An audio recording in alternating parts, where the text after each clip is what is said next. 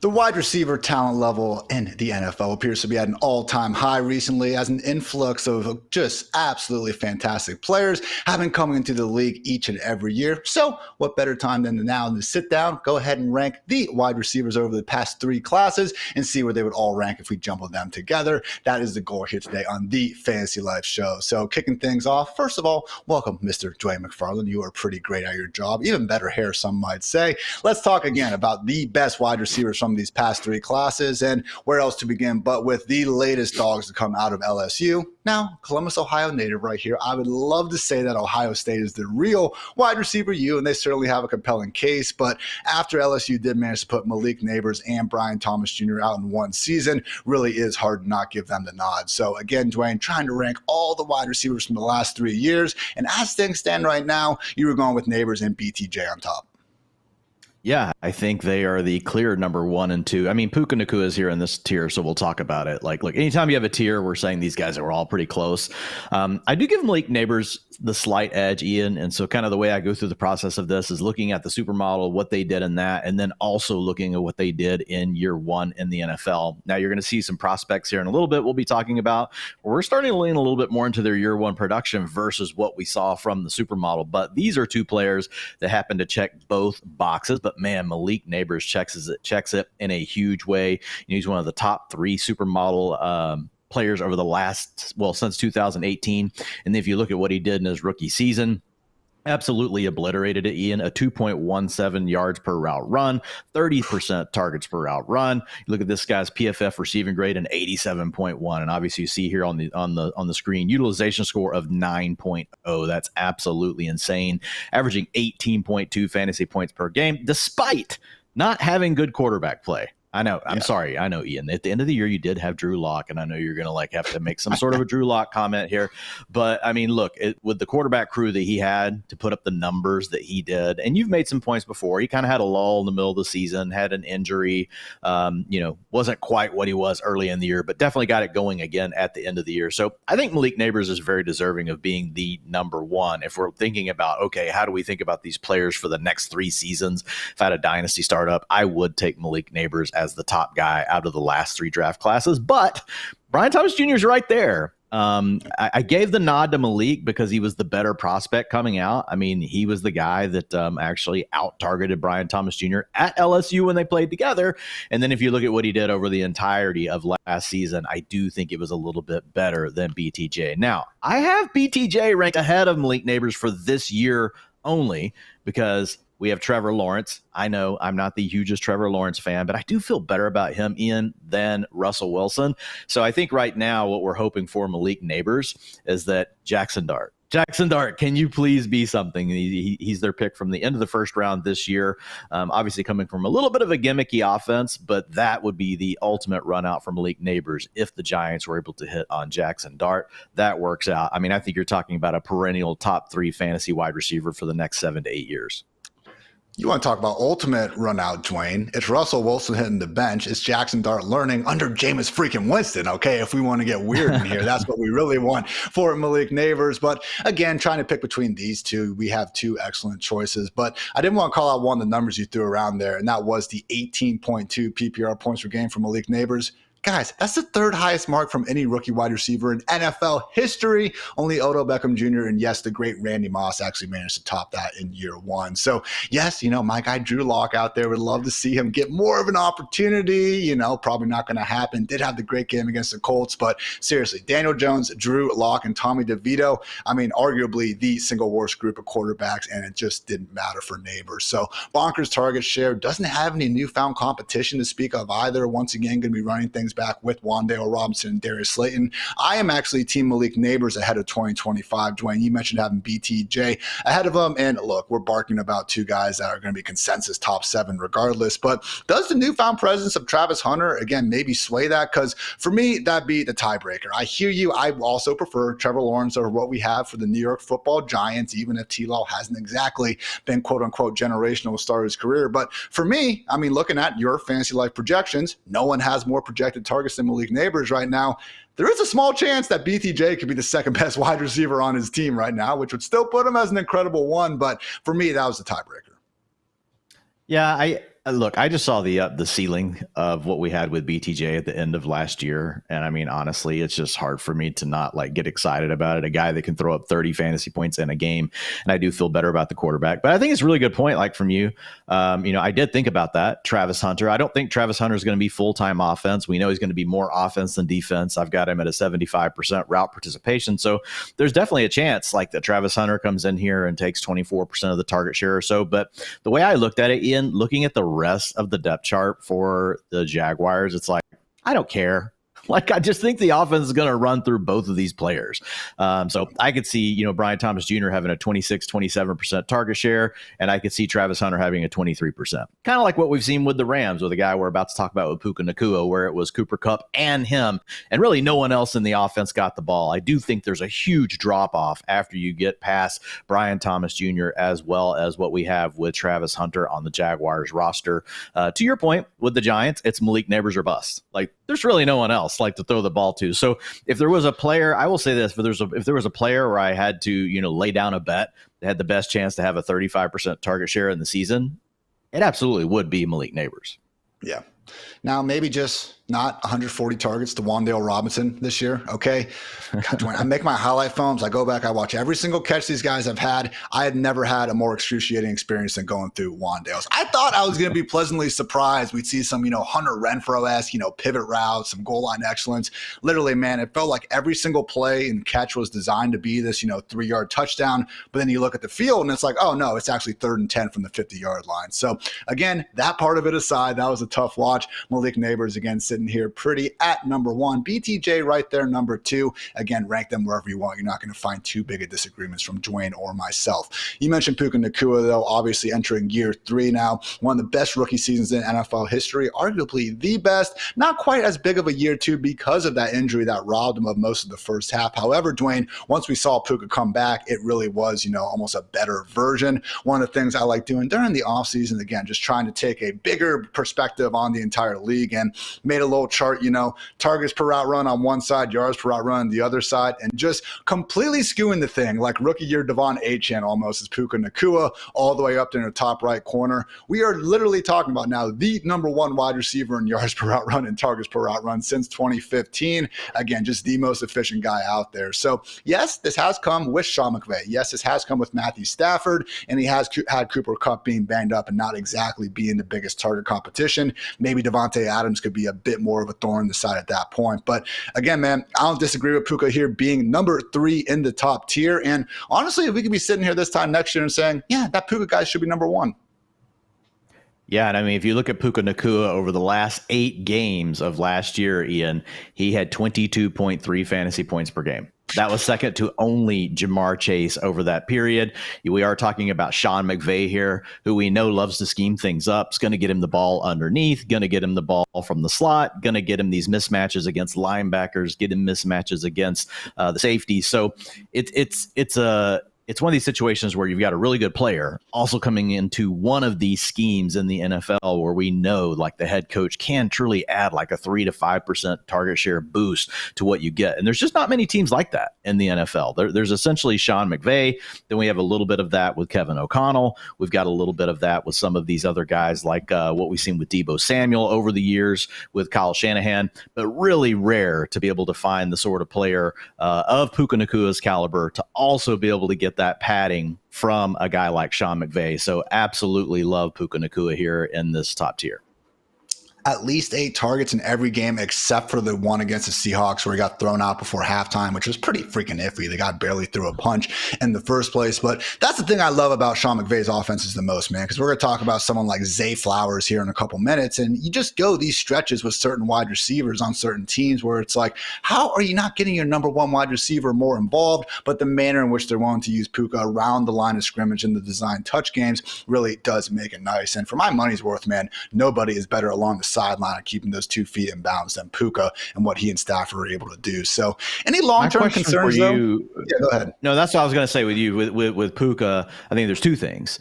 The long-term concerns, right? If you're thinking more in that dynasty mindset of Stafford, how much longer do we have left there, right? Like there was rumors that he was going to be gone. Actually, over the last 2 seasons, there was a chance that Stafford was going to be gone.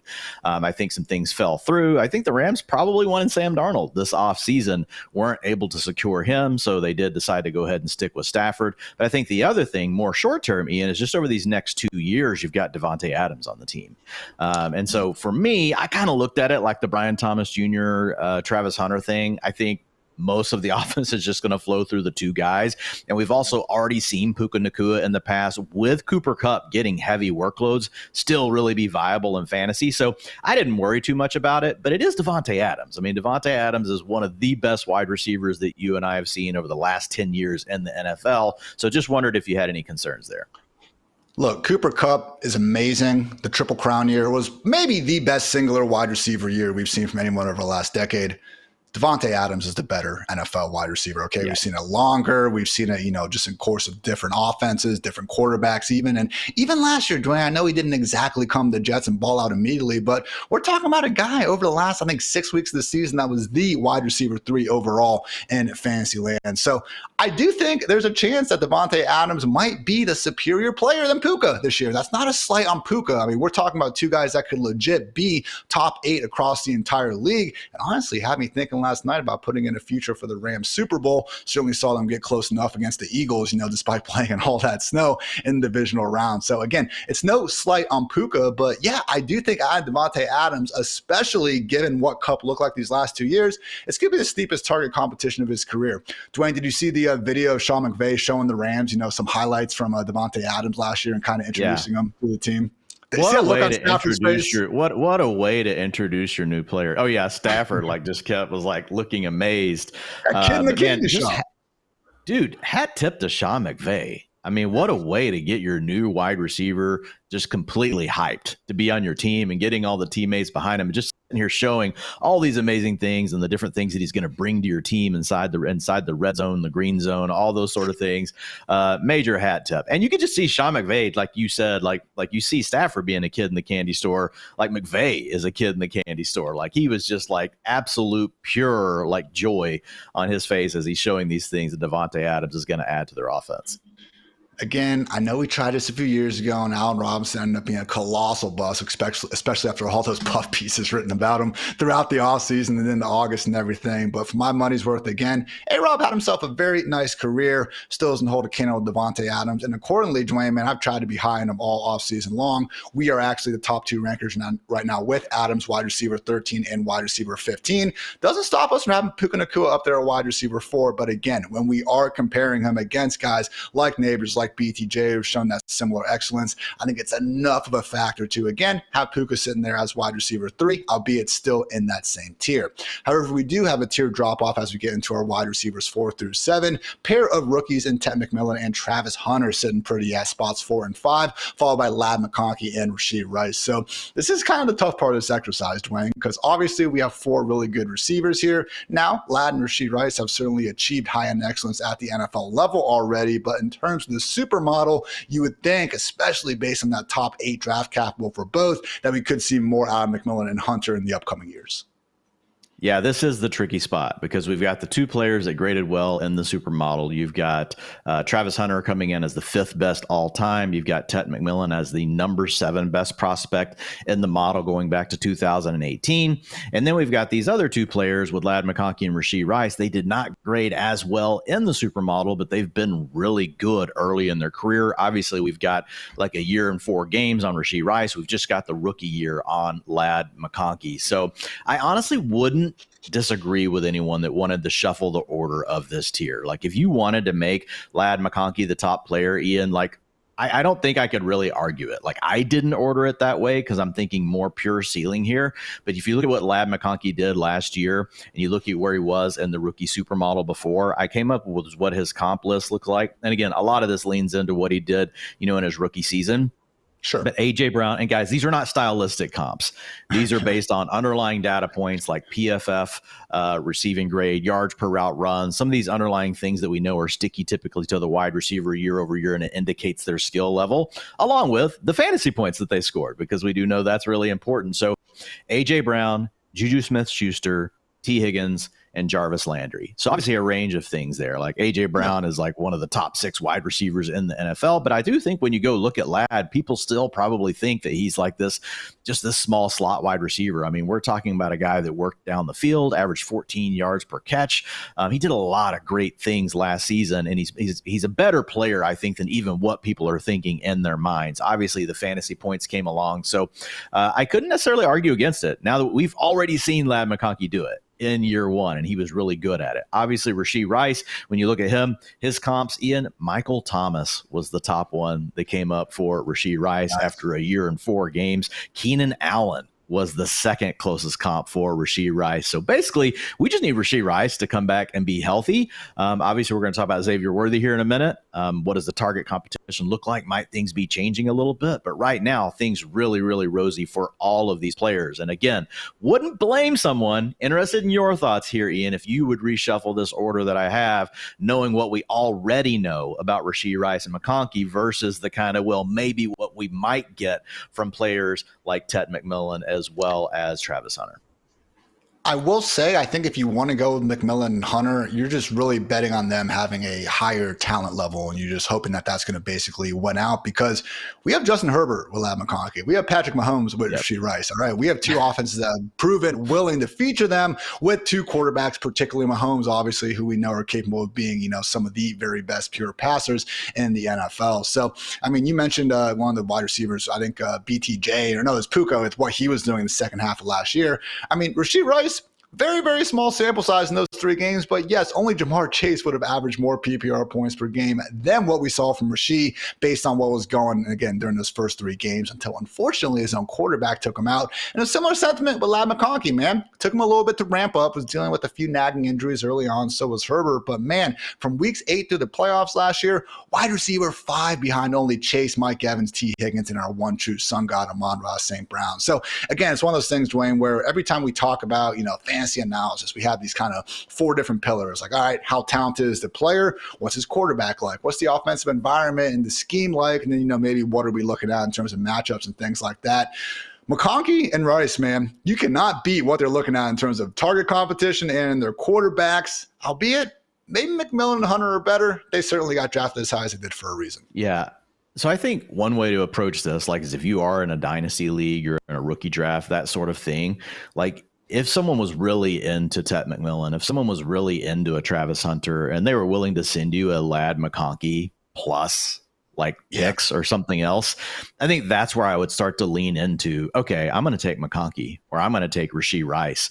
And you know how it goes at this time of year, Ian, because we all do it. Everyone gets rookie fever. Everyone wants the new toys. Everyone wants to add the new toys to their roster. Well, I'm looking at McConkey and Rashee Rice like those are still brand new toys. We just opened them last year. It's not like they're these old dudes. So if I was able to get Ladd McConkey in a deal where I'm moving him for someone wanting to move into a pick to go after Travis Hunter, and I'm picking up additional assets, that's why we create the tiers this way. I would take that sort of trade because I think Ladd McConkey, there's a chance Ladd McConkey is actually just better than Travis Hunter for his career. People are going to hear that and they're just going to be like, oh my God, no, never. No, yes, guys, he's already shown it in his first year that he can do it, and that matters a lot. We've got to take that as something that we've got to put a lot of weight on it. We still don't know. There's a chance Travis Hunter, as much as we love him, and we're not saying this is going to happen, you see where we got him ranked, he could still be a complete bust. Like, it's in the range of outcomes for him.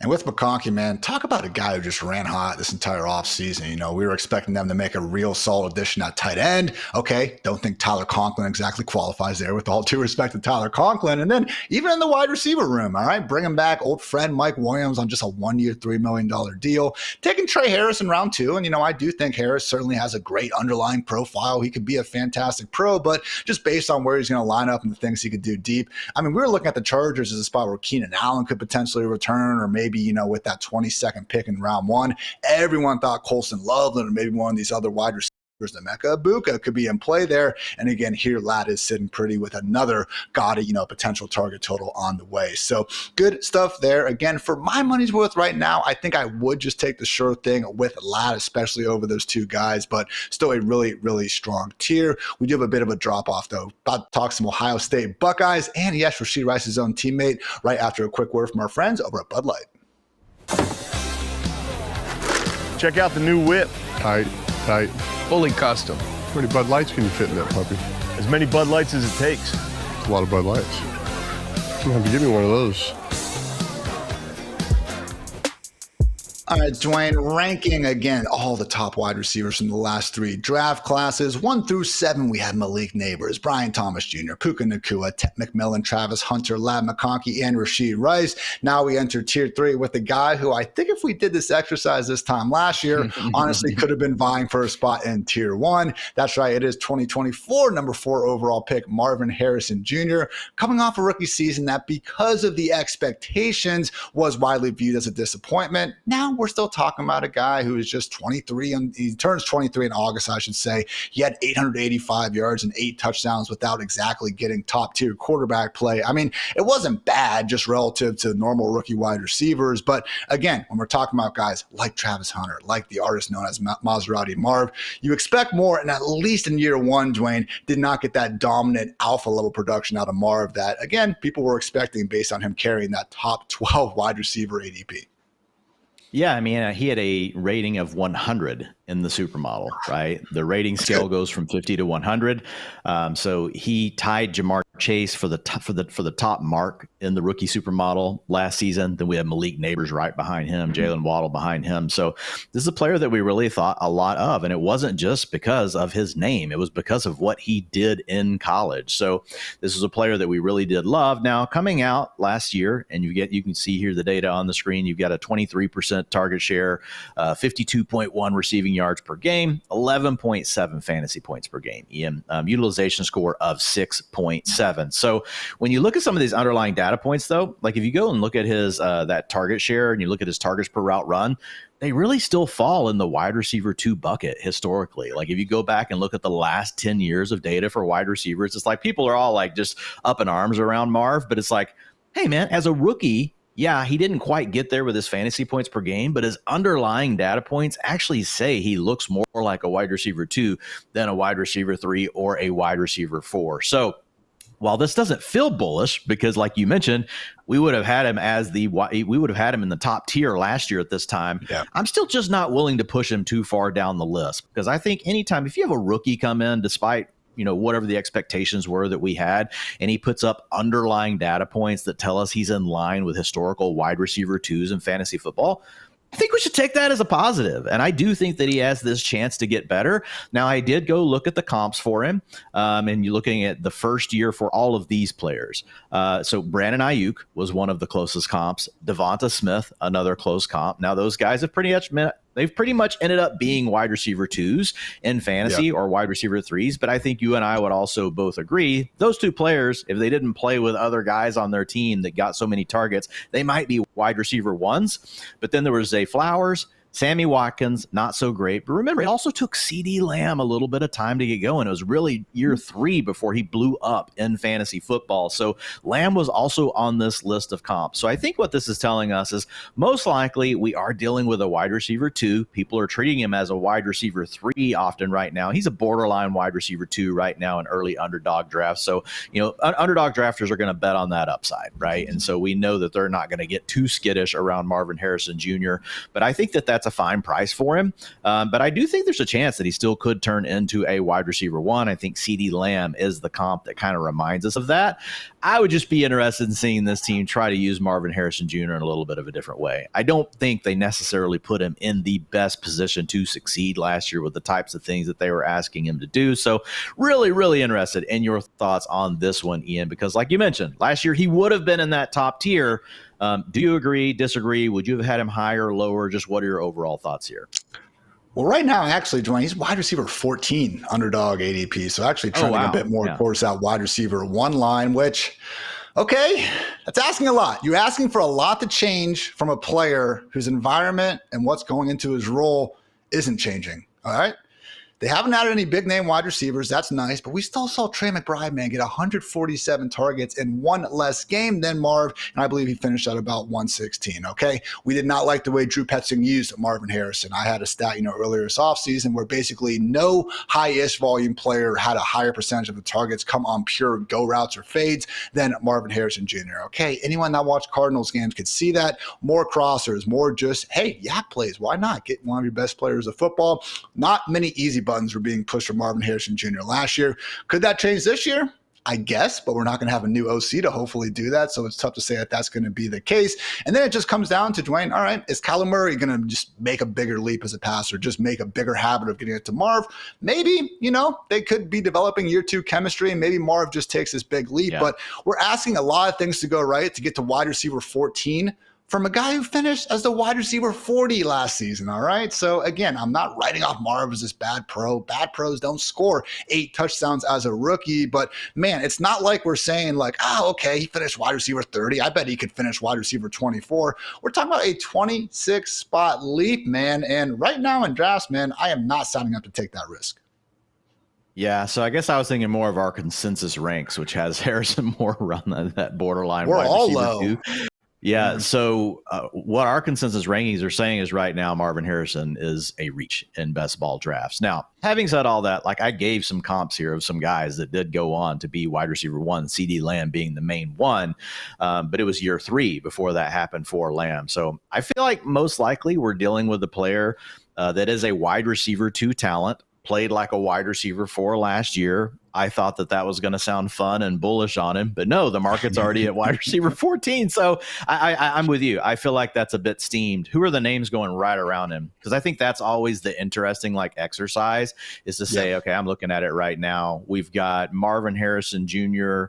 going, he's wide receiver 14. In front of him is Garrett Wilson, T. Higgins, Ladd McConkey. I'm definitely taking McConkey and T. Higgins over him. I think Garrett Wilson and Marv might be more of a coin flip just if you're worried about, well, number one, Garrett Wilson hasn't lived up to all the hype we had hoped for. And then you got the Justin Fields issue. But then behind him is Tyreek Hill, Jackson Smith and Jigba, Terry McLaurin, Rashee Rice, Devontae Adams. Man, there's a lot of names that I might be willing to click over Marv. Yeah. Yeah. So it's a problem. I can see how people could get him into this tier, Ian, but I think if you were to ask me who has the biggest ceiling this year, as much as we didn't like what Tyreek Hill did last year versus Marv, I still think it's Tyreek Hill. Yeah. Dude, Devonta Smith has finished as a top 20 wide receiver in PPR points per game each of his first 3 years. Why not just take that floor? Yeah. I do think that's where there could be the ceiling for Marv. Potentially higher than that, but I do get what you're saying. I mean, yes, I'm totally with you. So he's in a really interesting range. Honestly, Ted McMillan, if I'm really wanting to swing for a player that I think might just dominate his team for targets, and Ted McMillan goes wide receiver 22 instead of wide receiver 14. And I get it. It's Bryce Young versus Kyler Murray, but what's Kyler really been? Kyler Murray's got 1 year where he threw for a bunch of yards. Other than that, he's been like a 220, 225 yards per game. So a slight improvement from Bryce Young gets him into the same range. And Ted McMillan could completely own his offense versus what you have with Marv having to battle McBride. So again, I thought this was going to end up being like this bullish stance really on Marv, because saying underlying data says he's a wide receiver 2, but it does feel like the market is a bit steamed, at least in best ball. Like if you're talking dynasty, startup, I still believe that, based on the last 3 classes, Marv's got to be in the top 10 guys.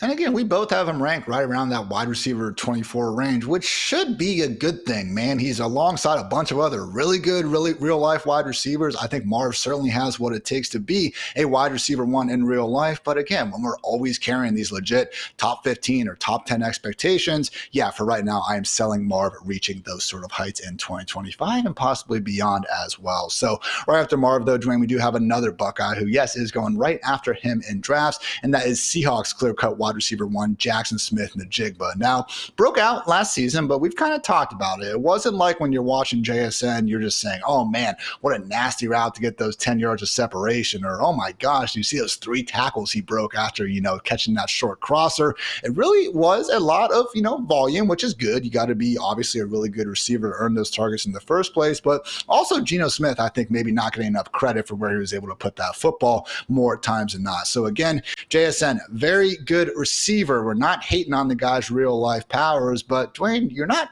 drafting him as a real good receiver. You're drafting him as a freaking elite top 15 option at the position. He has a new quarterback. Cooper Kupp is in town. We also have a new OC. Those things could go his way, but we're also only 1 year removed from this dude being completely unusable in fantasy land. So based on what we saw in 2023 versus 2024, how do you think JSN kind of falls between that and 2025 and beyond? Number one, a player that the supermodel did like. He came in with an 84 rating, right? Same as Emeka Egbuka this year. So he was in a really solid spot. Didn't have a good year 1, but took a big step forward in year 2, which we often see from these young rookies. So I think you want to buy the ascension of Jackson Smith and Jigba. I think the question just for me became like, could I get him into the tier above with Ladd McConkey and Rashee Rice? And I did have a bit of a concern, and it's the fact that Jackson Smith and Jigba to this point has really been a niche player, meaning you get him on the inside, you get him the matchups, you let him work underneath. He did show some new signs of life last year, guys, as far as being able to do some things after the catch, which was really nice to see. But it's not like he was just roasting dudes down the seam all the time. It was absolute dimes from Geno with JSN barely with any separation. So I do worry that this is a situation where he needs to be in the perfect spot. It's kind of a limited, archetype, if you will. JSN can't just line up anywhere like a Malik Nabers or Brian Thomas Jr. and be like, oh, I'm just going to go be me. Like JSN really needs to be put into and when you do, he can be a very good fantasy asset. But I do think the arrival of Cooper Kupp is definitely a concern, because what if this team does decide to play Cooper Kupp in the slot?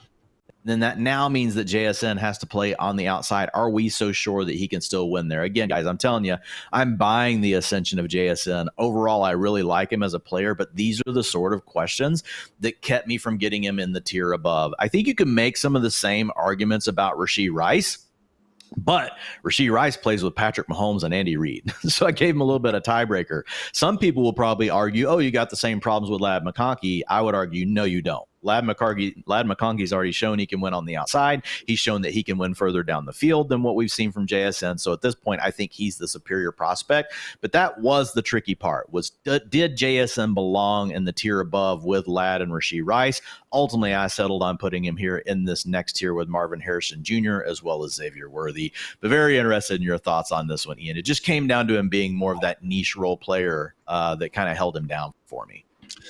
Right. And when we try to find similarities between, what Clint Kubiak was able to do with the Saints and then going to Seahawks offense, I think Darnold is, and we saw this in Minnesota, he can hit those play action deep shots. You give him a clean pocket, not exactly a guarantee, as Seahawks fans have, unfortunately had to see over these last few years to the entirety of the Geno Smith experience. But look, Darnold can spin it. All right. He's the Ghostbuster now. I think some of those bad Jets days are in the past and everything, but man, try to find two more different receivers in Chris Olave or Rashid Shaheed, than JSN and Cooper Kupp. It just feels like a weird offense. Like we're unironically expecting Marquez Valdes-Scantling to be someone who can threaten defenses deep. The man's over 30 at this point, if I'm not mistaken. So again, I think you're spot on where if we do see Cooper Kupp just start getting more of those, sort of layups and stuff, like everyone was worried about DK Metcalf and George Pickens having overlapping skill sets. I know it's not, it doesn't matter anymore because Pickens is gone. But to me, Metcalf is actually more of a yak guy. He actually isn't one of these, contested catch artists like George Pickens.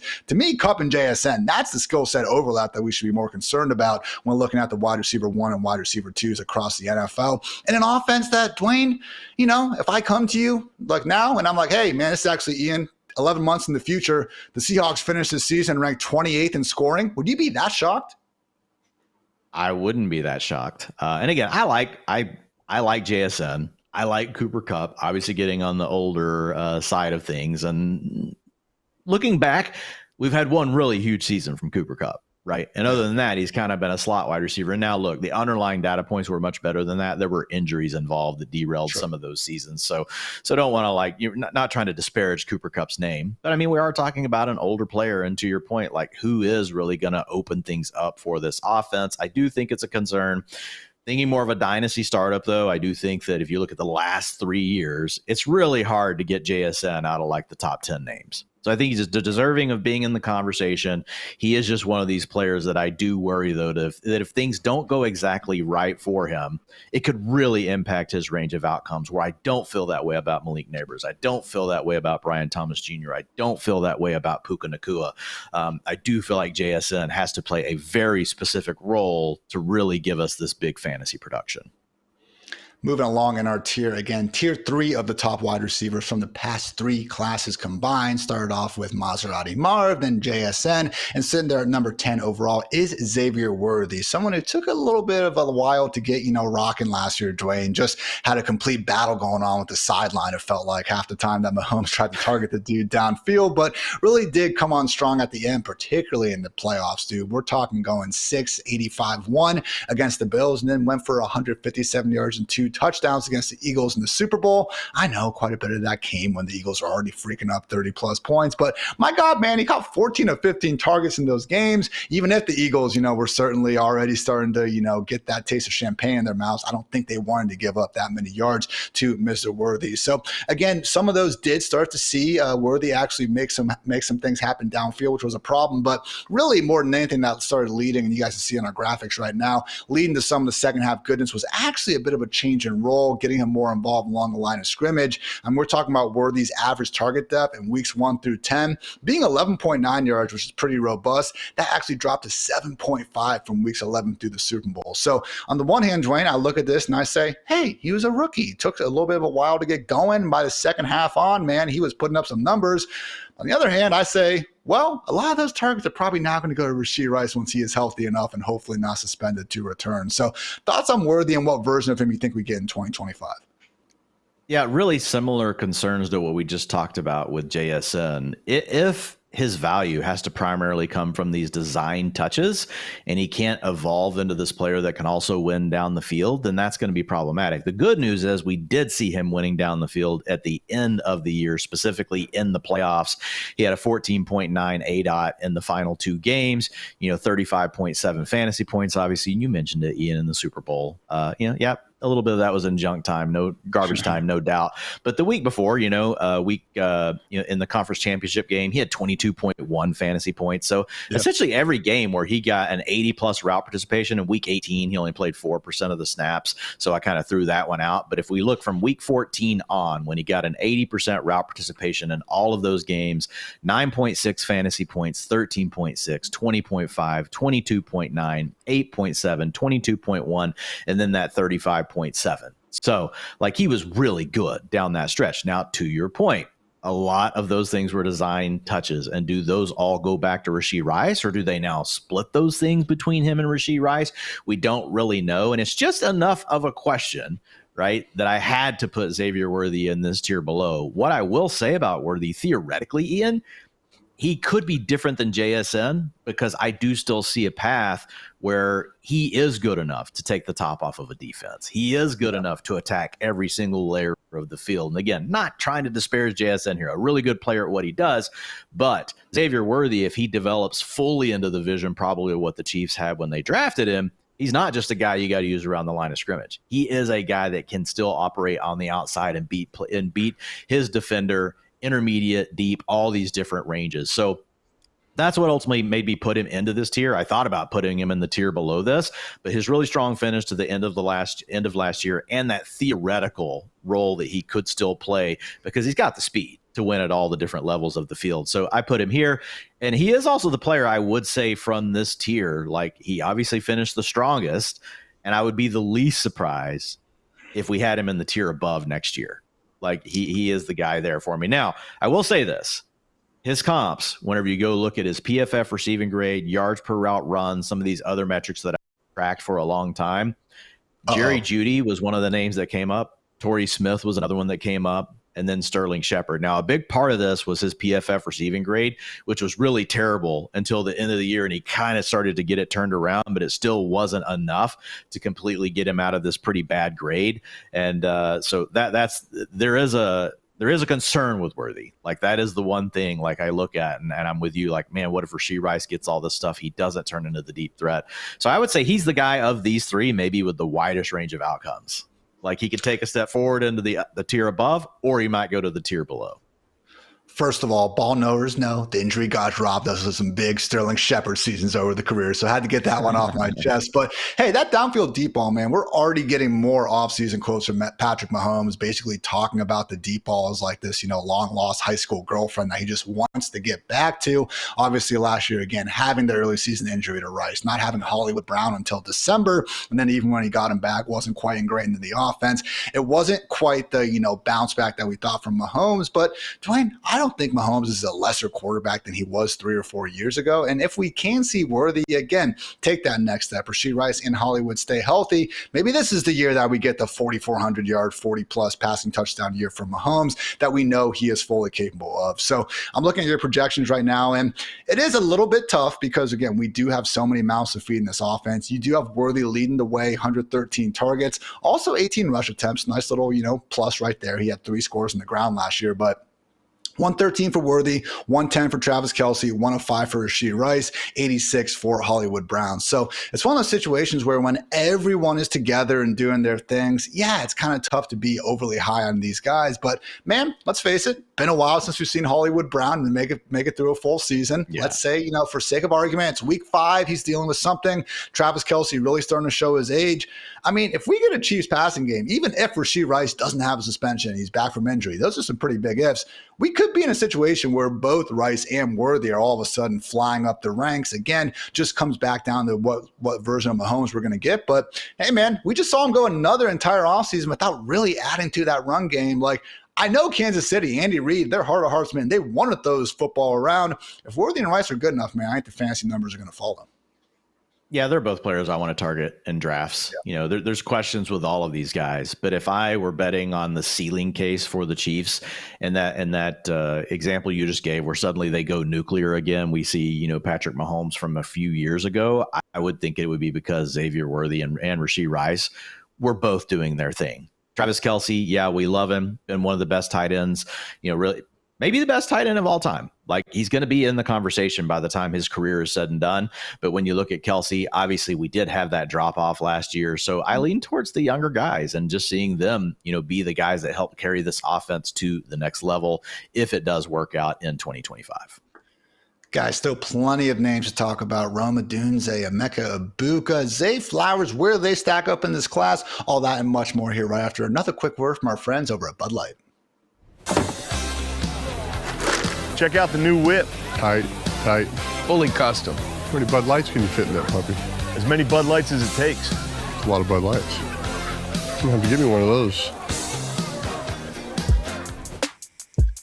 Dwain, again, going through our top wide receivers from the past 3 draft classes. We've already listed 10 names, so surely number 11 must be Mr. Rome Odunze, but it's not. Spoiler, it's actually Emeka Egbuka with Odunze coming in behind him at number 12.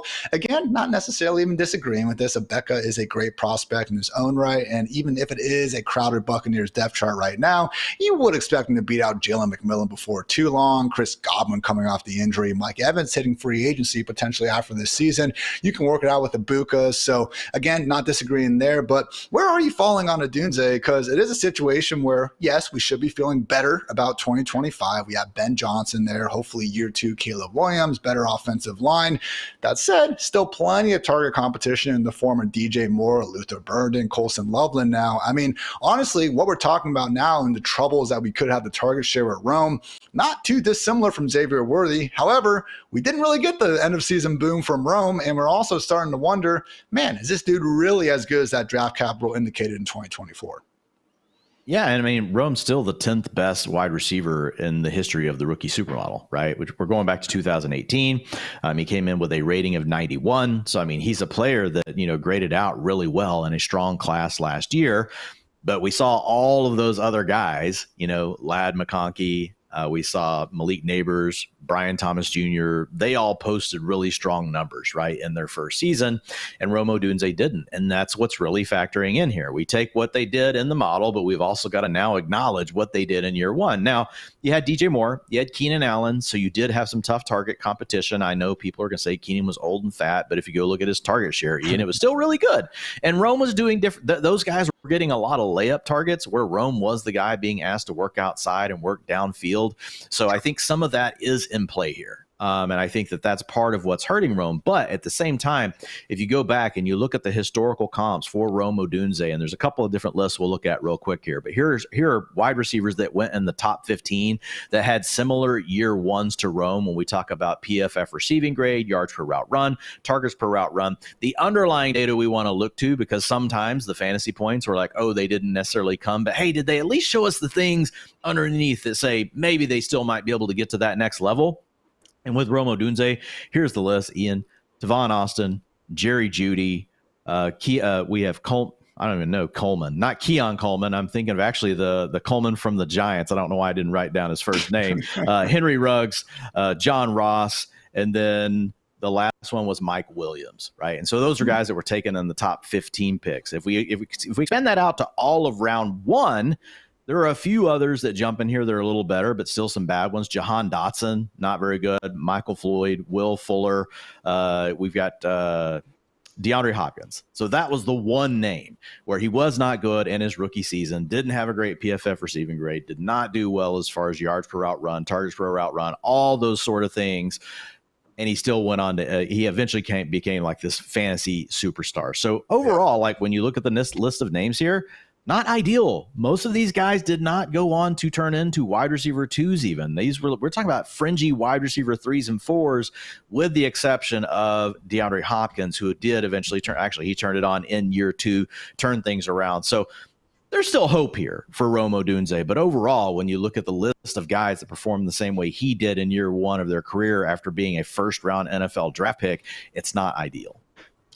And similar to our discussion on Marv, I don't want to put all this at Rome's feet. Corey Coleman.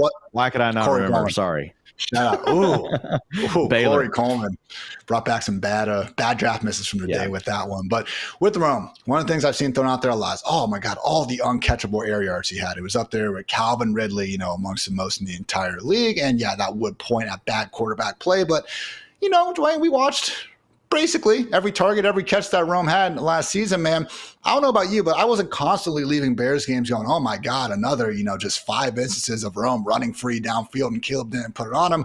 Just because they're uncatchable air yards doesn't mean that it was going to be a great chance at catching it, all right? I saw a lot of situations where he was being asked to win downfield and wasn't creating all that much separation. And we can use other stats that help try to measure that. ESPN's open score is a good one.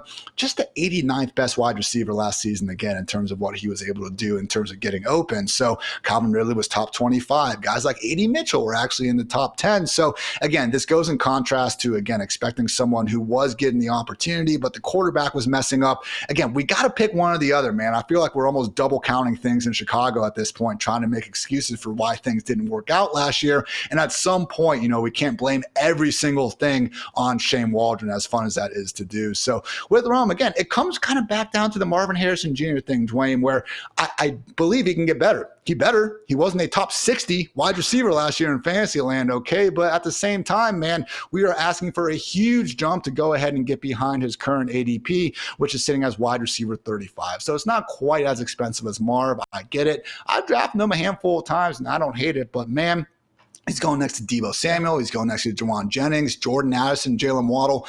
I think wide receiver 35 is actually okay in some of these, pre-draft best balls that we had going on. He was up there closer to wide receiver 24, and I was not a fan of that. But again, going from wide receiver 60 to wide receiver 35, that's still a big leap of faith, Dwayne. Yeah. And the other thing is he just did not have the underlying data points to suggest, right, that he was actually better than what his fantasy points per game were, which is the ultimate thing we're trying to look for when we dig this layer deeper. A lot of times they just match, and then we can just say, yeah, they're great fantasy points per game. The underlying data was also great, and they rank where they project where they should, they rank where they should. Rome, what I was hoping for was like, oh man, once I dig into this data, it'll be similar to what we talked about with Marvin Harrison Jr. Even though he performed like a wide receiver 4, his underlying data still suggested like more of a wide receiver 2 profile, so a top 24 guy. When I went in and really dug into Rome, what you're hoping for, okay, is great. Yeah, performed as more like a wide receiver 5, but hopefully he looked more like a wide receiver 3 or a wide receiver 2 beneath the surface once you got under the hood, and that just wasn't the case. And again, we've already talked about the circumstances. You had to deal with DJ Moore and Keenan Allen versus Marvin Harrison Jr. just had to deal with Trey McBride. So not saying that the situations are completely equal between the two players or that Rome can't eventually turn things around. But again, you heard that long list of comps that I gave you of players that performed similar to him in their year 1 season as round 1 draft picks, and only DeAndre Hopkins is the name that stands out as being what we're hoping for. So it could happen for Rome, but I'm also with you. I think, look, taking him as a low-end wide receiver 3, you're just basically betting on the fact that he was such a good prospect, right? And you're hoping he takes that big step forward, and he certainly could. But man, if he were to be priced much higher than that, it would make it tough to want to take him, especially given they added Luther Burden and Colston Loveland in the NFL draft. Again, Emeka Egbuka and Rome Odunze coming in as wide receivers 11 and 12 as we rank all the guys from these past 3 draft classes. Rounding out tier 4, Dwain, Jordan Addison, Matthew Golden, Luther Burden, Zay Flowers, Ricky Pearsall, Josh Downs, Jaden Reed, and Tank Dell, who unfortunately we are probably not going to be seeing until 2026. But if you had to, again, take this tier of wide receivers and say one of them could make that leap into tier 3 by this time next year, who would you put your money on? Man, there's a lot of really good names to pick from here. I think it could be Luther Burden. Like, I do think there's this chance that like really Ben Johnson's just got this great plan for this player. And he's the guy that gets all these additional targets, right? And not Rome Odunze. And he just absolutely explodes. I'm not down with the Amon-Ra St. Brown comps, guys. Just two very different players. Just because they're going to play the slot and they're going to play in the same scheme doesn't mean you can automatically think that they're the same player. The way Amon-Ra St. Brown wins versus the way that Luther Burden wins, they're just two really different things. Now, could Luther Burden develop and find another level at this at the NFL with better coaching and things like that? Certainly. But man, just a great run after the catch player, a guy that did show in small doses, Ian, that he can beat man coverage, and whenever he wants to, he can beat some of the best cornerbacks in the league. Whenever we talk back to his days at college, so really like him. But if I had to pick one, I do think that it's like Matthew Golden. I know he didn't grade as well in the rookie supermodel, really had a grade of a wide receiver of a round 2 prospect that went on day 1. So we didn't necessarily love that, but man, he's probably in line for an 85 to 90% route participation. I see a lot of people just assuming, oh no, it's going to be like 75, 80% because that's what the Packers have done. But the Packers just went and spent a first-round pick, man, on a wide receiver, something they haven't done since 2002. So I find it kind of like, I don't know. I don't understand why everybody's so tied to thinking that, oh, they're just going to do their wide receivers the same way they have over the last 3 years. And there's also seems to be this kind of consensus thought that, man, this is a good wide receiver room that's going to force a rotation. Is it? Like, Romeo Doubs has never turned in like this. Like, he's fine. We like him for where the Packers drafted him in real life. Romeo Doubs has been a hit.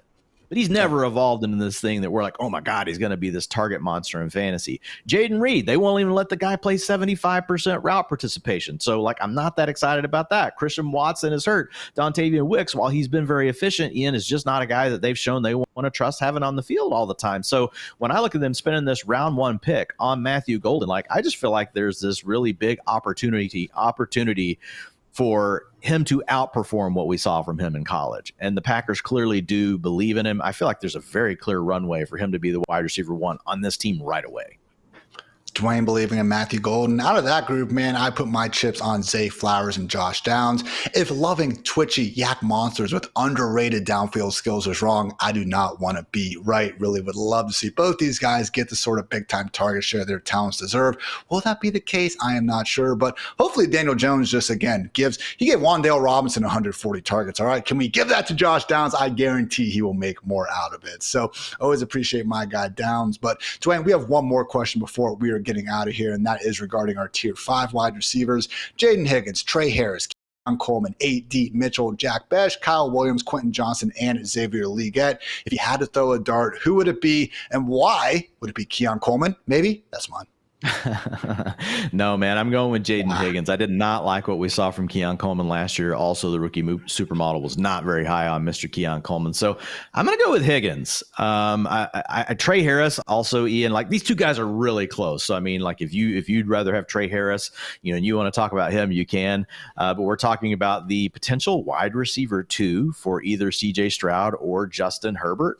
I mean, I can get down with that. Jaden Higgins, one of his comps in the model was Nico Collins. The other one was George Pickens. So this is a guy with a lot of things to like, and he has that kind of profile that, like, if it does hit, I feel like there's a lot of potential ceiling to it. Nico is the god in Houston, guys. So don't like get this twisted. Like, Nico has already shown that he's an absolute alpha. But man, Jaden Reed does have an opportunity to become the number 2 for the Houston Texans. And again, same thing for Trey Harris. He's going to have to battle Mike Williams, as he's going to be opposite of Ladd McConkey. So we also have Quentin Johnson, former round 1 pick. Not saying he's completely going away, but if I had to pick, I would go ahead and bet on the 2 rookies for either the Chargers or for the Texans. How about you? I'm betting on the guy who could maybe be Josh Allen's wide receiver 1. All right. I know it's probably going to be Khalil Shakur. I don't think Keon is ever going to be like the next Stephon Diggs, but could he be a rich man's version of Gabe Davis? I believe so. Happy early birthday to Keon. He does turn just 22 this week. Really was coming on strong, before he had that unfortunate midseason hand and wrist injury. And hey, we already know that Josh Allen's willing to say F it and toss the ball up to the guy. Also, Dwain, next gen stats, number 1 wide receiver in yards after the catch, above expected per reception. Yes, Mr. Keon Coleman. So I do think he's a little bit raw and needs to figure some things out, but has the traits I want to bet on and pretty affordable in drafts right now. So hope you guys enjoyed this show. Again, we went through running backs last week, wide receiver today. So you guessed it, quarterbacks tomorrow here on the Fantasy Life Show. So for Dwain, for producer Matt, for producer Kelsey, I'm Ian. Thanks again for tuning in. And until next time, take care, everybody.